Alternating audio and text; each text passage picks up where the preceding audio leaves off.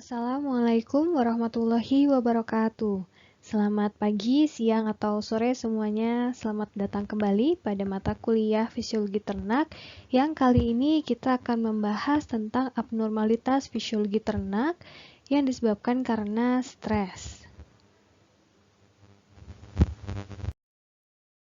Nah, sebelum kita mulai membahas tentang yang abnormal, kita recap kembali ya apa yang normal dari fisiologi ternak.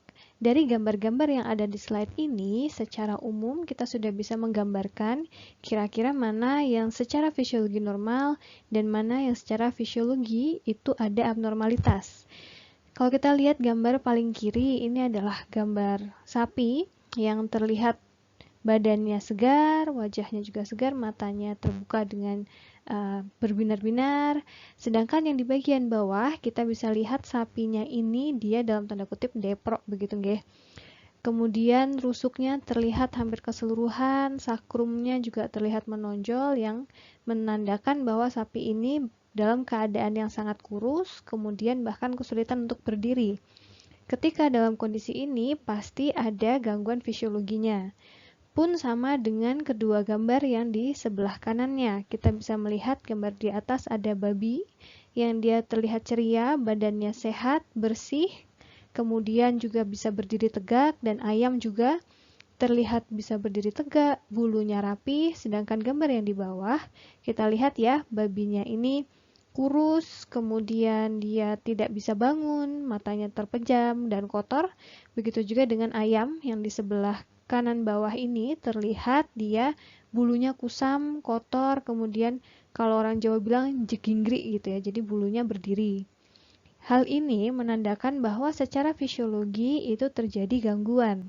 Nah, gangguannya karena apa? Itu bisa juga karena penyakit ataupun karena memang ada stres atau karena ada gangguan di lingkungannya.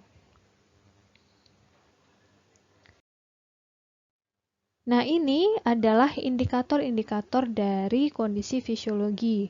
Pasti sudah dibahas ya oleh Bu Wari dan juga sudah ada praktikum bagaimana cara mengukur parameter fisiologi.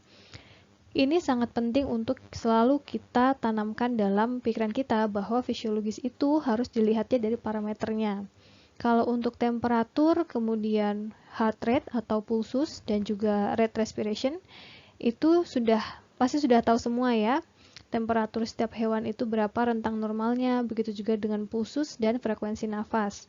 Nah, dua tambahan lain yang juga menjadi penanda kesehatan fisiologi hewan itu adalah kondisi tubuh dan juga tingkah laku.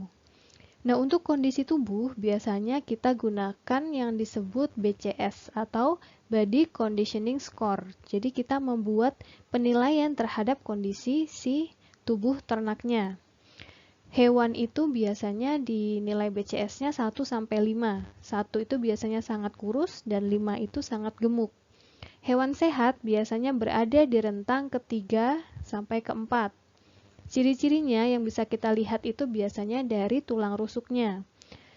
Yang hewan itu normal, biasanya tulang rusuknya itu yang menonjol atau terlihat itu biasanya hanya 3 dari belakang biasanya akan terlihat menonjol. Berarti itu BCS-nya ada sekitar 3. Sedangkan pada hewan yang sangat kurus, biasanya tulang rusuknya itu dari depan sampai belakang itu bisa terlihat semua. Selain tulang rusuk, kita juga bisa melihat dari tonjolan sakrumnya atau di pangkal ekornya. Jadi semakin dia menonjol itu artinya semakin kurus karena normalnya di daerah kanan dan kiri dari sakrum itu ada tumpukan lemak ataupun juga daging ya kalau kita sebagai orang peternakan bilangnya. Nah, kalau dia sudah hanya tinggal tulang saja, artinya dia sangat kurus. Tetapi, karena kita itu di peternakan ya, biasanya kita senang kalau misalnya ternaknya itu terlihat sangat gemuk. Padahal secara fisiologis, ternak yang sangat gemuk biasanya juga tidak sehat. Begitu. Jadi secara fisiologis, ternak dengan BCS 5 artinya dia itu kegemukan atau kalau bahasa umumnya obesitas, itu pasti juga ada gangguan-gangguan secara fisiologis di dalam tubuhnya. Jadi biasanya hewan yang paling baik BCS-nya adalah 3 sampai 4, rentang 3 sampai 4. Ini biasanya hewan-hewan yang produktivitasnya paling tinggi, kesehatannya baik, dan juga biasanya secara reproduksi juga paling baik. Nah, kemudian yang lainnya, parameter lainnya ini adalah tingkah laku. Kalau tingkah laku ini bisa dilihat dari pengamatan. Jadi kita biasanya bisa melihat dari bagaimana ternak itu makan, ternak itu berinteraksi dengan satu dan yang lain, kemudian bagaimana defekasinya, bagaimana cara berjalan, itu semua bisa kita lihat dari tingkah lakunya. Nah, hewan yang sehat tentunya akan menunjukkan tingkah laku normal. Biasanya yang tidak sehat secara fisiologis, pasti dia akan menunjukkan seperti nafsu makan turun, kemudian tidak mau berjalan, malas bergerak, kemudian juga ada diare, kemudian tidak bisa kencing pun termasuk dalam gangguan fisiologis, begitu. Nah, kemudian apa sih arti penting dari parameter fisiologi yang tidak normal? Jadi pada dasarnya, abnormalitas pada fisiologi itu merupakan implikasi dari beberapa kondisi. Yang pertama itu adanya penyakit, yang kedua adanya gangguan fungsi, jadi ada semacam kegagalan fungsi suatu organ, dan yang ketiga adalah stres. Kalau untuk penyakit dan juga gangguan dari organ itu nanti kita bahas di belakang ya. Nah, yang kita fokuskan pada pertemuan kali ini lebih ke arah stres. Oke, nah selanjutnya kita akan bahas pengertian dari stres itu apa. Kita kan sering menggunakan kata-kata stres dalam kehidupan sehari-hari ya, tetapi pengertian dari stres itu apa biasanya kita sendiri belum terlalu paham. Jadi secara harfiah atau secara keilmuan, stres itu diartikan sebagai respon biologi yang terjadi pada sebuah individu dalam keadaan terancam atau berada dalam kondisi yang tertekan untuk mempertahankan homeostasis tubuhnya. Jadi untuk mempertahankan fungsi-fungsi normal dari tubuhnya. Jadi kalau mau dibayangkan, sebetulnya stres ini tidak selalu buruk. Stres ini adalah hal-hal yang terjadi secara normal dalam kehidupan sehari-hari. Contohnya, ada rasa lapar, kemudian kita akan merespon dengan mencari makanan. Nah, ini sebetulnya lapar itu adalah stresor atau penyebab dari stres. Nah, stresnya ini kemudian kita ada respon dengan cara makan begitu. Jadi ini adalah hal yang normal terjadi dalam kehidupan sehari-hari, begitu ya, stres ini. Dan stres ini juga dibutuhkan oleh individu agar individu itu untuk bisa mencari sesuatu yang memenuhi dari kebutuhan si tubuhnya, begitu. Seperti lapar, haus tadi, kemudian kalau kedinginan dia mencari tempat yang hangat, itu adalah stres-stres yang normal. Jadi perlu digarisbawahi ya, tidak serta-merta kalau kita bicara stres itu adalah semua-muanya adalah hal yang negatif. Nah, tetapi selain stres-stres yang ternyata berfungsi dalam kehidupan sehari-hari, itu ada kondisi di mana stres yang menyebabkan gangguan, baik itu gangguan fisiologi, tingkah laku, ataupun imunologi, jadi maksudnya daya tahan tubuhnya menurun, dan juga menyebabkan negatif efek pada sistem syarafnya. Kalau sudah menyebabkan negatif efek pada sistem-sistem tadi, biasanya mengancam si hewannya itu. Mengancamnya dalam kondisi kesehatannya ya, berarti yang terancam. Biasanya di istilah ilmiah, kondisi stres yang menyebabkan efek negatif pada hewan disebutnya adalah distress. Jadi selanjutnya kita bisa bedakan ya yang dimaksud dengan stres dan distress itu apa. Kemudian selain pengertian stres dan distress, ternyata stres itu terbagi lagi menjadi dua jenis. Jadi ada stres akut dan juga ada stres kronis. Kalau akut ini biasanya terjadinya cepat. Sedangkan kronis ini terjadinya dalam waktu yang lama. Biasanya secara respon juga akan berbeda. Kalau si stres akut biasanya responnya juga cepat. Jadi misalnya seekor kelinci yang dia lagi berlari-lari di taman, kemudian dia melihat ular.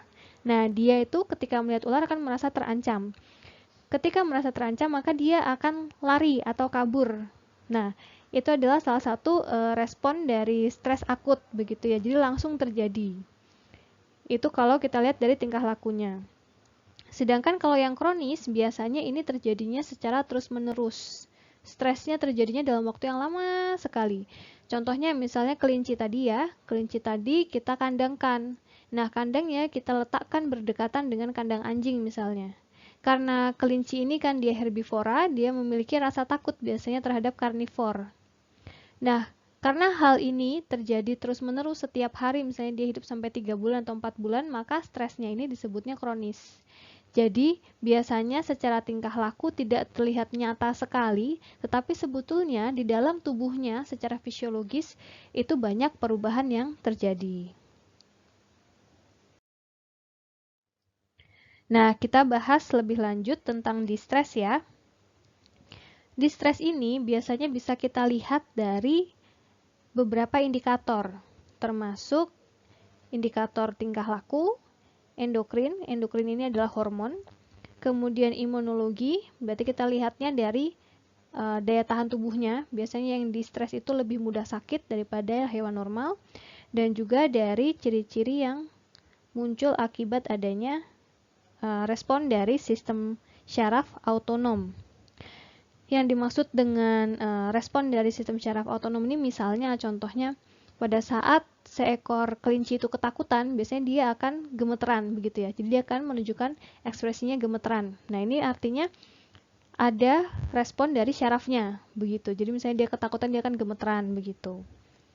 Kemudian stres sendiri, baik dia kronis atau akut ataupun distres, itu bisa mempengaruhi kondisi tubuhnya, termasuk fungsi dari reproduksi, fungsi dari sistem imun, dan pada kasus yang parah, ini pada distres ya, pada kasus yang parah biasanya akan menyebabkan gangguan kesehatan dan biasanya sampai, kalau parah sekali bisa sampai ke kematian.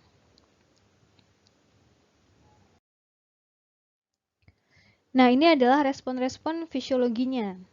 Jadi pada kasus stres akut biasanya stres responnya itu bentuknya adalah untuk memobilisasi energi ke organ-organ yang penting atau vital melalui beberapa mekanisme.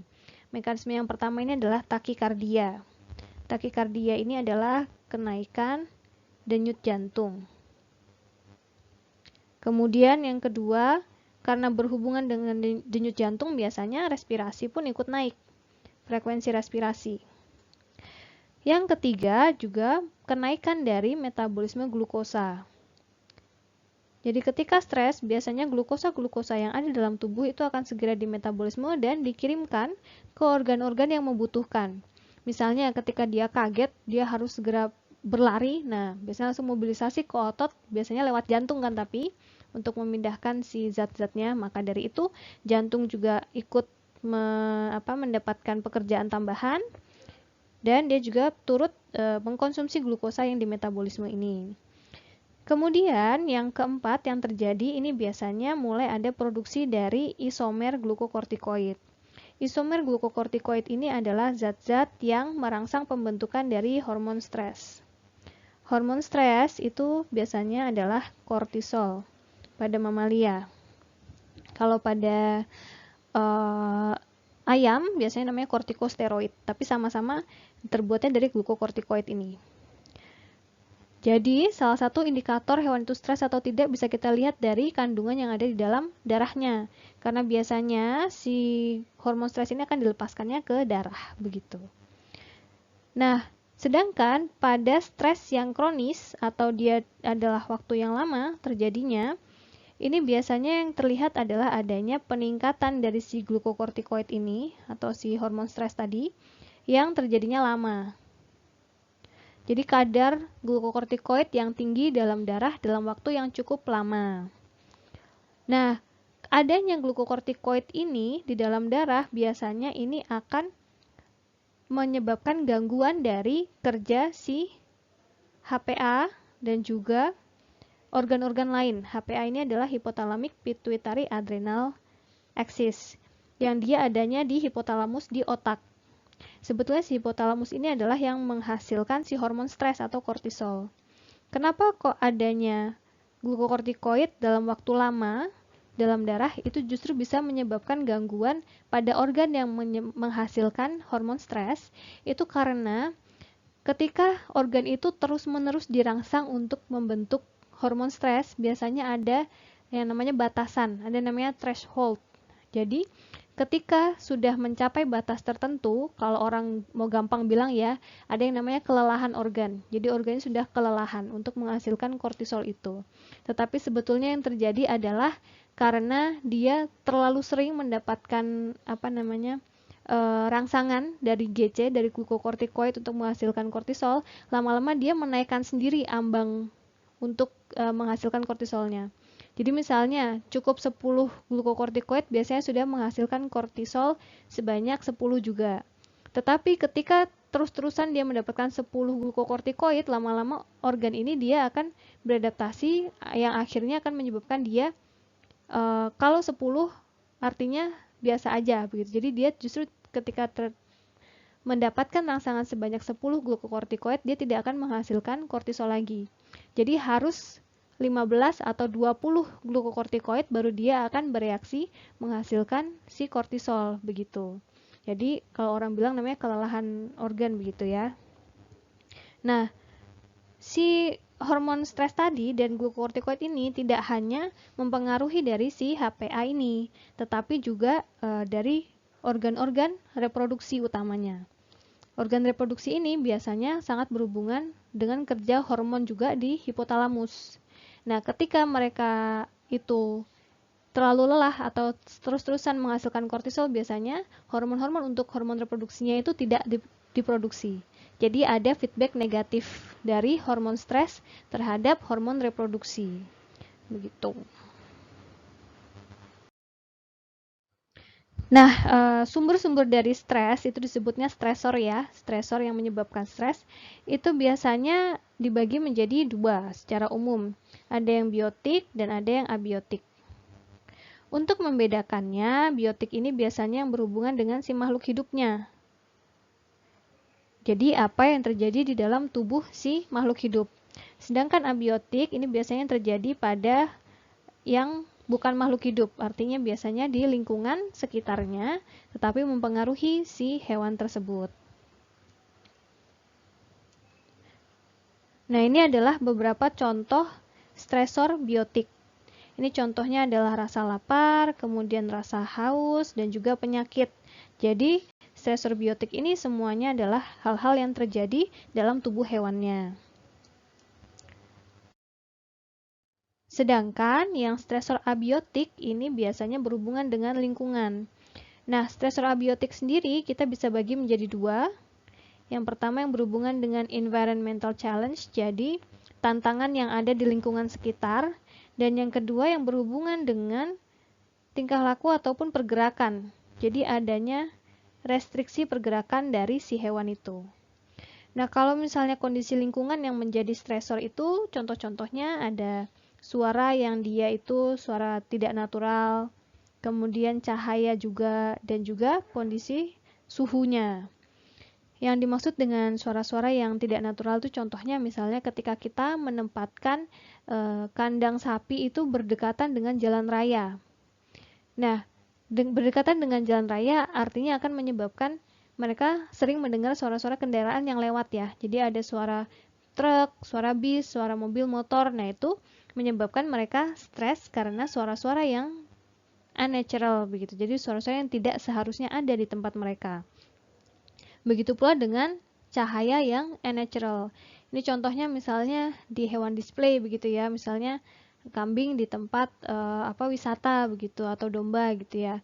Kemudian kita foto pakai flash begitu, pakai kamera flash. Nah, itu biasanya juga menyebabkan stres pada mereka karena itu cahaya yang tidak natural.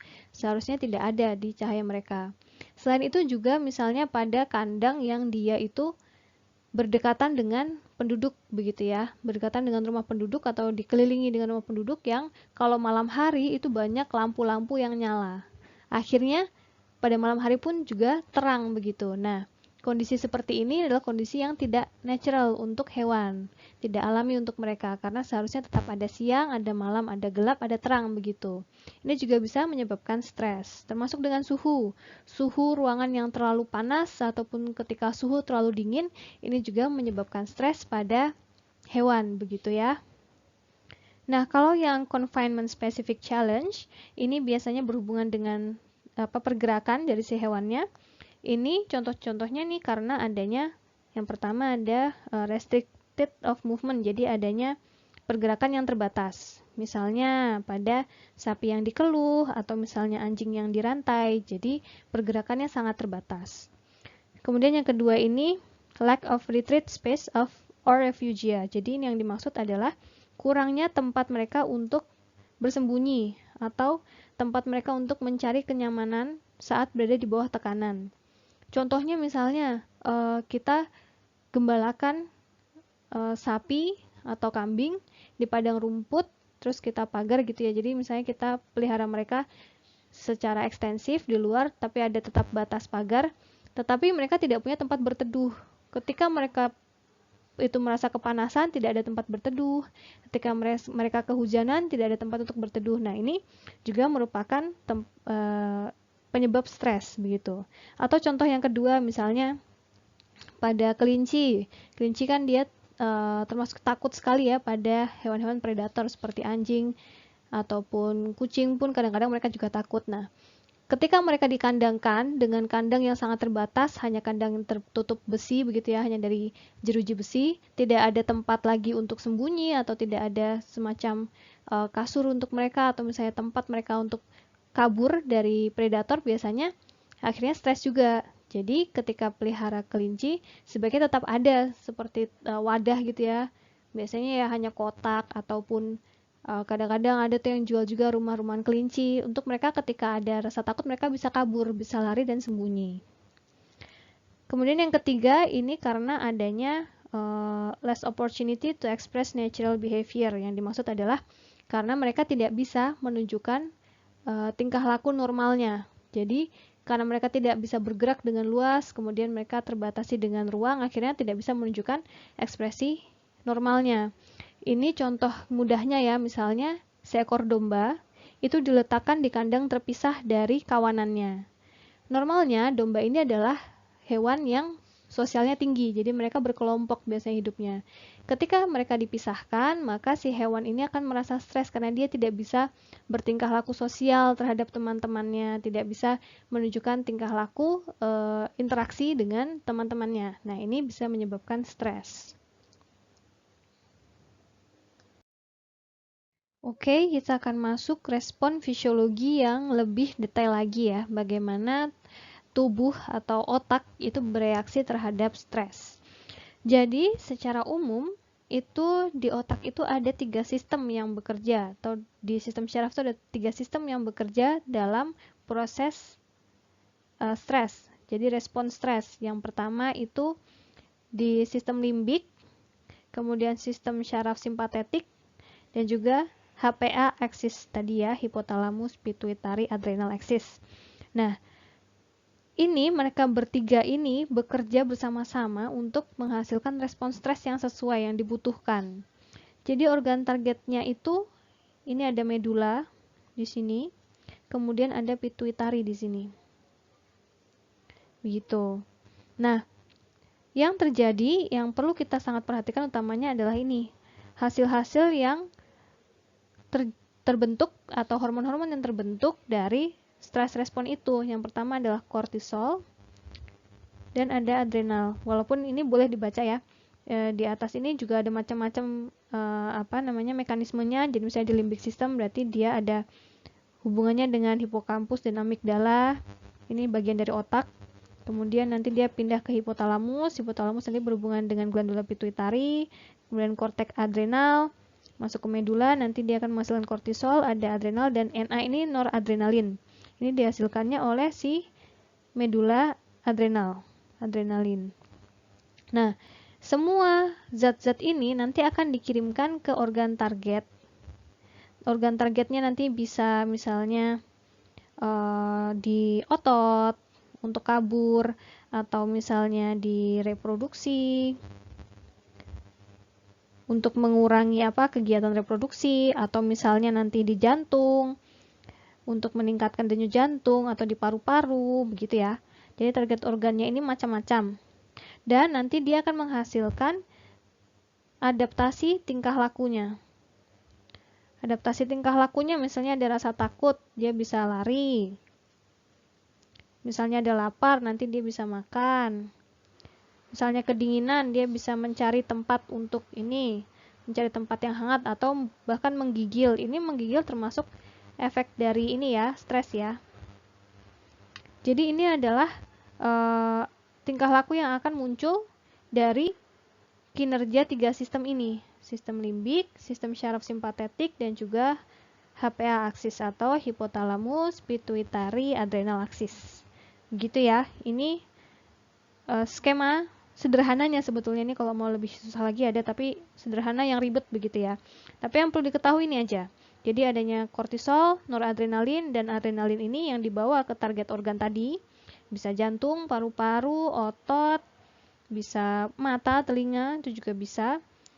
Kemudian juga otot utamanya nanti akan menghasilkan adaptasi behavior atau tingkah laku, baik lari, makan, kemudian menggigil, kemudian bisa juga teriak-teriak seperti itu nggih. Nah, ini gambaran lebih sederhananya kinerja dari adrenal. Kalau kinerja adrenal ini mulainya dari daerah hipotalamus ya. Hipotalamus ini nanti dia akan menghasilkan namanya CRH. Ini adalah prekursor dari kortisol. Kemudian dari hipotalamus ini CRH ini akan dibawa ke glandula pituitari. Dari glandula pituitari dia akan menghasilkan ACTH, adenocorticotropic hormone. Kalau CRH itu corticotropic releasing hormone.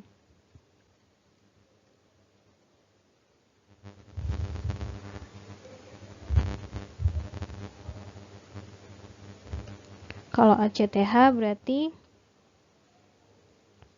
adenocorticotropic hormone. Kemudian dari ACTH ini dia akan masuk ke dalam glandula adrenal. Nah, glandula adrenal nanti akan menghasilkan kortisol. Yang dimaksud dengan glukokortikoid tadi itu prekursor dari kortisol. Berarti si ACTH ini dan si CRH ini. Ini semuanya terbentuk dari glukokortikoid begitu ya. Nanti kalau ada kortisol dia akan masuk ke darah. Nanti darah ini nanti dia akan bawa ke organ. Biasanya pengaruhnya juga ada kenaikan blood pressure ya, karena detak jantung naik. Kemudian ada respon imun, ada juga respon dari sistem syaraf. Nah, sebetulnya untuk respon imun ini pun ada 2 jenis. Ketika dia itu akut, kondisinya akut ya. Jadi misalnya ada debu yang tiba-tiba keluar gitu. Misalnya di pinggir jalan kemudian ada debu yang terbang secara tiba-tiba. Nah, itu akan menghasilkan justru kenaikan pada respon imun. Begitu. Tetapi ketika itu kronis, biasanya imunnya ini akan turun sekali pada kondisi yang stres kronis begitu. Nah, ini kemana saja sih si kortisol ini akhirnya nanti akan bekerja begitu? Ini ada macam-macam. Jadi ini kalau kita lihat ya, ini ACTH masuk ke glandula adrenal. Nah, glandula adrenal ini adanya di ginjal. Tadi saya belum sebutkan ya, mohon maaf. Jadi glandula adrenal itu adanya di ginjal, bukan di otak lagi. Jadi yang menerima si ACTH ini adalah si glandula adrenal yang akan menghasilkan kortisol dan adrenalin. 2 zat ini larinya nanti ke paru-paru, ke jantung, ke liver, ke lambung, jadi gastrointestinal, dan juga ke pembuluh darah. Ini adalah lokasi utamanya. Begitu nggih, ini lokasi utamanya hormon-hormon tadi akan lari karena ini adalah organ-organ paling vital yang ada dalam tubuh, begitu. Untuk tetap mempertahankan homeostasis atau kehidupan dari hewan tersebut. Nah, ketika semua ini sudah terpenuhi, baru nanti dia akan lari ke otot, begitu, lari ke mulut, ke mata, begitu ya. kenapa kok liver kemudian gastrointestinal ini juga lari ke situ Bu gitu. Karena dua tempat ini adalah sumber energinya. Liver ini adalah tempat penyimpanan glikogen yang ketika dia stres ini akan diubah menjadi glukosa. Glukosa ini yang nantinya akan digunakan untuk kerjanya paru-paru, kerjanya jantung, kerjanya gastrointestinal. Jantungnya sampai sana ya cuy. Oke. Itu ya, begitu. Jadi kenapa liver ini juga penting? Kalau digesti, sistem digesti ini adalah sumber dari nutrisi. Ketika glukosa ini sudah habis dari si liver, artinya dia harus mencari dari nutrisi yang ada di dalam pencernaan. Makanya pencernaan disuruh kerja cepat. Cepetan nih keburu habis yang di liver gitu, segera memproduksi glukosa untuk kami gunakan. Secara umum seperti itu ya. Kalau ini pembuluh darah jelas ya, karena dia harus membawa darah secara cepat ke organ-organ tertentu, makanya dia tekanannya dinaikkan. Oke, ini adalah gambaran yang terjadi secara tingkah laku pada hewan. Jadi, secara tingkah laku pada hewan itu, kalau ada stres, biasanya respon umumnya ada dua, flight or fight. Yang dimaksud flight itu adalah kabur atau lari dari stresnya. Dan fight, kalau yang fight ini artinya dia melawan stresnya ini. Contohnya pada flight ini bisa seperti gambar ini ya. Jadi misalnya ketika ada predator, dia akan lari begitu. Tetapi tidak serta-merta seperti itu. Yang dimaksud flight asalkan dia kabur dari stresornya, itu biasanya disebutnya flight atau kabur. Jadi contohnya pada saat seekor sapi ini berada di tengah padang, kemudian dia kepanasan. Nah, panas ini adalah stresornya. Kemudian dia akan mencari tempat berteduh, dia akan berpindah tempat. Nah, ini prosesi dia berpindah tempat ini disebutnya flight. Jadi dia kabur dari stresornya. Nah, untuk yang fight udah jelas juga ya. Misalnya ketika seekor hewan itu dia merasa terancam terhadap sesuatu tapi sudah terpojokkan, tidak ada tempat lain untuk melawan, berlari atau kabur, akhirnya dia biasanya akan melawan. Ini contohnya juga bisa kita lihat pada induk ayam. Induk ayam betina ya, ketika dia baru menetaskan telurnya dan anak-anak biiknya itu ikut dia terus, ketika dia merasa terancam, biasanya dia akan melawan ancamannya. Jadi biasanya dia tidak akan kabur karena dia harus melindungi anak-anaknya. Begitu. Ini skematik lagi ya, skema bagaimana hipotalamus dan juga sistem syaraf sentral itu bekerja sama untuk menghasilkan berbagai zat yang berguna pada kondisi stres begitu. Ini gambarannya seperti inilah ya, bisa dilihat metaboliknya ini apa yang terjadi akibat dari glukokortikoid indah glikolisis, kemudian ada anabolisme atau katabolisme artinya pemecahan dari zat-zat besar menjadi kecil, kemudian ada lipolisis, kemudian ada signaling insulin untuk segera dilepaskan karena dia butuh pembentukan glukosa. Nah, kalau secara imun biasanya dia akan menyebabkan apoptosis. Apoptosis ini artinya adalah kematian sel secara normal. Jadi selnya dimatikan begitu. Jadi apoptosis itu memang kematian sel yang normal gitu ya. Kemudian pelepasan dari neutrofil, limfosit, ini adalah zat-zat sel darah putih yang berfungsi sebagai pendukung imun. Kemudian ada produksi sitokin, ada respon anti-inflamatori dan juga respon pro-inflamatori. Kalau epinefrin dan norepinefrin ini biasanya berhubungannya dengan glikolisis, kemudian pembentukan sitokin, stabilisasi sitoskeleton. Kemudian dia biasanya berhubungan dengan terjadinya infeksi dan juga terjadinya kesembuhan dari suatu luka. Kalau secara behavior biasanya karena ada epinefrin dan norepinefrin ini akan ada tingkah laku agresif, kemudian kenaikan detak jantung dan tekanan darah, dan juga kenaikan respirasi, begitu ya. Jadi bagaimana mereka bekerja sama sampai hewan itu bisa menunjukkan berbagai efek dari stres. Oke, ini adalah gambaran kondisi kortisol ketika stres. Jadi ini merah ini, yang warna merah ini, dia melambangkan kadar kortisol di dalam darah ketika stres, begitu ya, respon stres. Ini yang namanya homeostasis, berarti ini ketika dia masih normal ya, belum ada apa-apa. Jadi kadar kortisolnya biasanya hanya sampai segini kira-kira. Kemudian ketika ada ancaman, ketika ada ancaman baru kortisolnya ini akan naik. Kemudian ketika dia berada di puncak atau mulai kenaikan ini ya, sampai kira-kira sudah cukup tinggi kadarnya, ini biasanya di sini terjadi yang namanya tingkah laku fight or flight itu tadi. Jadi di sini akan menentukan apakah dia mau lari atau dia akan mau melawan. Ketika kadar hormon kortisolnya di sini 34 ini sampai puncak ini. Nah, kemudian di sini dia akan terjadi yang namanya kelelahan itu tadi, kelelahan organ. Akhirnya hormon kortisolnya ini akan berhenti untuk dibuat begitu. Kemudian dia akan turun. Ketika dia turun di kadar normal, dia akan kembali ke kondisi homeostasis atau kondisi normalnya, yang paling normal. Dan biasanya kondisi turunnya, ketika turun itu dia akan sangat-sangat turun ya. Jadi sampai bahkan kadarnya sampai berkurangnya itu sampai di bawah kadar normalnya begitu. Normalnya kan tetap ada, tetapi ketika dia sudah kelelahan organ biasanya tidak memproduksi sama sekali, akhirnya sudah sampai di bawah batas normalnya.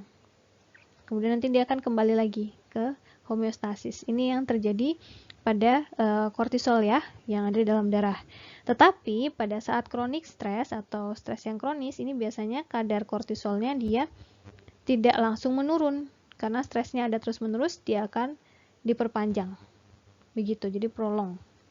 Nah, nanti ketika suatu saat nanti sudah sangat lelah si organ penghasil si kortisolnya, biasanya dia akan menurun kadarnya.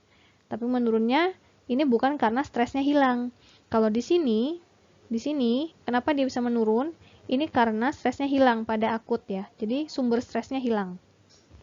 Tapi kalau pada kronis, karena stresnya tidak hilang, biasanya kadarnya tetap akan tinggi dan kemudian dia akan menurun secara perlahan karena kelelahan organ. Nah, kelelahan organnya inilah yang perlu diperhatikan. Kadang-kadang kortisolnya tidak tinggi tapi kok hewannya nggak mau makan, kelihatan kayak kosong pandangannya, kemudian tingkah lakunya abnormal. Ini biasanya terjadi karena memang si HPA aksis tadi sudah kelelahan, akhirnya tidak menghasilkan lagi prekursor-prekursor kortisol begitu. Tapi tetap stres. Nah, ini yang bahaya, yang paling bahaya adalah chronic stress ini biasanya. Ini terjadi karena hewannya tidak bisa menghilangkan stresnya. Nah, ini paling bahaya. Ini akan berpengaruh terhadap berbagai fungsi dari tubuhnya. Baik, nah gambaran ini adalah gambaran tentang respon secara imun dari kondisi stres yang normal, jadi stres yang biasa, stres kronis, dan juga stres kronis yang sudah disertai dengan resistensi terhadap kortisol, jadi kelelahan organ tadi itu. Jadi dia sudah tidak menghasilkan kortisol lagi. Ketika stres normal terjadi, biasanya si pelepasan kortisol yang mendadak secara tinggi langsung begini ya, ini akan memblok atau menghalangi pembentukan inflamasi. Inflamasi ini adalah keradangan. Jadi biasanya dia akan menghalangi pembentukan keradangan. Ketika stres kronis terjadi, ini justru kebalikannya. Ketika ada pembentukan kortisol yang terus-menerus lama-kelamaan gitu ya terjadi, biasanya dia justru akan pro terhadap pembentukan sel-sel radang begitu. Jadi dia akan menyebabkan banyak sel-sel radang yang berada dalam tubuh begitu. Jadi biasanya mudah sekali terjadi keradangan.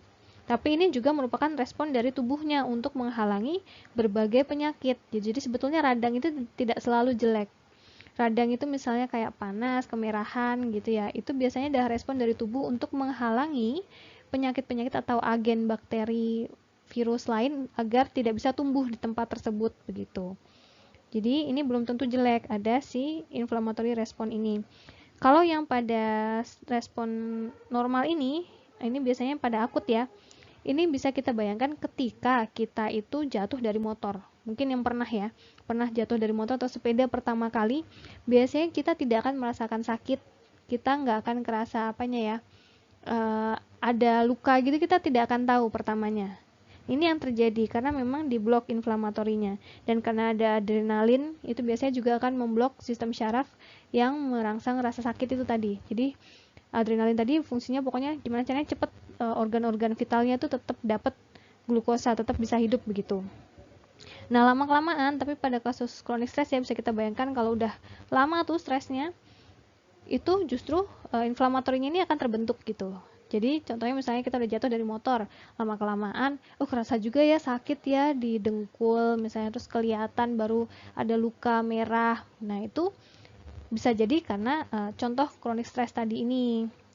Nah, kemudian ketika ada chronic stress plus juga kortisolnya sudah resisten, ini biasanya ini juga pro terhadap pembentukan sel inflamatori. Tetapi apa bedanya? Bedanya ada di sini. Ini. Jadi ada di kandungan dari kortisolnya. Biasanya kalau yang chronic stress itu masih ada kortisol yang tinggi, tetapi chronic stress yang sudah disertai dengan resistensi terhadap kortisol atau kelelahan organ pembentuk kortisol tadi, si adrenal dan si HPA tadi, ini kondisinya akan low. Jadi kortisolnya sudah tidak ada lagi, tidak terbentuk. Begitu. Itu nggih perbedaan dua ini. Nah, ini gambaran umum yang terjadi pada sapi ketika stres. Biasanya ada penurunan makannya. Jadi pakannya dia akan berkurang, kemudian penurunan dari energi, kemudian ada kehilangan berat badan, kemudian juga biasanya reproduksinya terganggu, jadi conception rate-nya atau keberhasilan kebuntingannya menurun, kemudian penurunan produksi susu, kemudian kalau stresnya terjadi pada saat sapi itu bunting akan menyebabkan prematur ya. Bisa saja si anaknya itu nanti prematur atau juga lebih kecil. Kemudian sistem imunnya akan menurun dan juga gampang terserang penyakit. Ini biasanya stres yang seperti ini adalah stres-stres yang distress ya. Jadi distress dan biasanya yang terjadinya cukup lama. Ini salah satu contoh yang lagi tren sekarang, sumber dari stres, disebutnya heat stress. Karena ada isu climate change ini ya, jadi kenaikan suhu yang terus naik, ini ternyata juga berpengaruh terhadap fisiologi ternak. Heat stress ini dia bisa berpengaruhnya sama, jadi pasti ke hipotalamus, kemudian nanti dia akan menyebabkan pembentukan dari penurunan dari pembentukan si lemak, kemudian dia juga menyebabkan gangguan di kesehatan begitu. Kemudian kalau secara fisiologi akan ada kenaikan temperatur tubuh, kemudian respirasi, kemudian nanti dia akan berkeringat, kemudian ada salivasi. Salivasi itu adalah pengeluaran air liur yang berlebih. Kemudian biasanya penurunan nafsu makan, penurunan energi juga. Kemudian secara sistem digesti ini akan menyebabkan gangguan juga, termasuk di rumennya bisa menyebabkan rumen pH-nya menurun, asidosis, kemudian ketidakseimbangan natrium dan kalium gitu.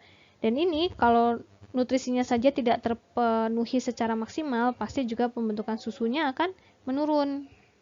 Nah, ini kalau kita lihat dari gambaran di heparnya. Nah, kalau di heparnya biasanya ini bisa menyebabkan kenaikan produksi insulin ya, karena dia harus segera membentuk glukosa. Kemudian ini nanti biasanya kalau glukosa terlalu tinggi akan menyebabkan pembentukan keton body yang terlalu tinggi. Nah, keton body ini atau si keton itu bisa menyebabkan kondisi asidosis dalam tubuh hewan. Kalau asidosis berarti akan menyebabkan banyak efek lagi gitu negatif terhadap organ-organ lainnya. Kemudian di otot juga akan terjadi katabolisme, kemudian karena katabolisme itu adalah berarti perombakan ya dari susunan yang ada di situ, artinya akan menyebabkan penurunan berat badan. Dan juga fungsi reproduktif pasti juga tidak akan berpengaruh dengan baik gitu ya. Pokoknya apapun kalau udah berpengaruh ke sistem digesti, pasti akan negatif semua efeknya ke keseluruhan. Nah, ini adalah gambaran dari penelitian saya sendiri tentang gangguan reproduksi karena adanya kenaikan kortisol yang terlalu tinggi. Ini apa yang terjadi, kok bisa reproduksinya itu terpengaruhi? Itu karena ternyata ini ketika dia menghasilkan si ACTH dan CRH tadi di HPA itu, ternyata dia menyebabkan penurunan dari pembentukan si GnRH. pasti sudah pernah dengar ya, GnRH, gonadotropin releasing hormone, yang nantinya akan memproduksi FSH dan LH untuk pembentukan folikel dan juga hormon luteinizing itu. Nah, kalau GnRH-nya tidak diproduksi, dia digantikan oleh ACTH, ya sudah, artinya fungsi reproduksinya tidak akan berjalan dengan baik begitu.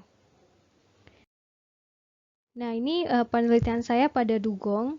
Pada gambar ini yang perlu diperhatikan adanya prolong atau stres kronis pada bulan ini. Jadi pada gambar ini yang warna biru ini dia adalah kortisol, yang warna merah ini dia adalah testosteron. Jadi ketika kortisolnya itu tinggi, ini saya mendeteksi dari fesesnya ya. Saya menghitung kadar hormon di fesesnya, dan ini terlihat sekali bentukannya.